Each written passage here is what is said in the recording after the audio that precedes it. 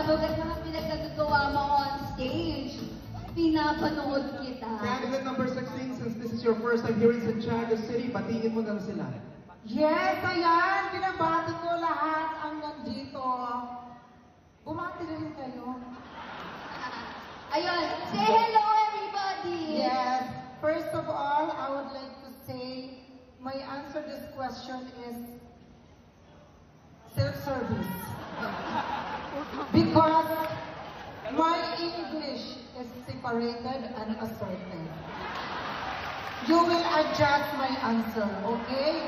Kayo na ang mag-adjust, di ba? Yes. Okay. Kung hindi kayo makapag-adjust, get well soon sa inyong lahat. Well, but if you're not that fluent in English, you can answer in Filipino. Pardon? Wow. Pardon. Pardon. Pardon. Okay na kaya. Okay. Ayan, total ready na siya Okay, sa are you ready for your platform na. hashtag? Yes, I'm ready my hashtag, but my answer is not ready. Okay. Ang importante dyan ay nandito ka ngayon at talagang napapasaya mo ang mga Yes!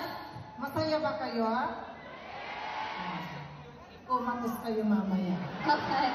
Let's look at your hashtag spinning roulette.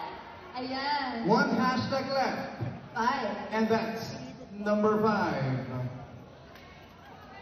And hashtag number 5 is hashtag acceptance. Hashtag acceptance. Miss Catering, you have 60 everyone, seconds. before answer the question, please shut down your mouth. Yes, my question is acceptance. You know what? Acceptance is very important to many people, internal and other CTG. Yes, just like me. My mother is accept me being a lady dog, a part of LGBTQIA. Ayun. Yes.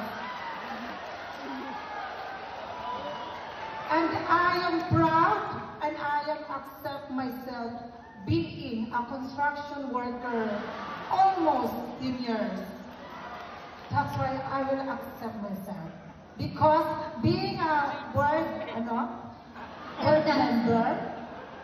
being a board member of my family, I need to provide food and dog food to my family. Wow.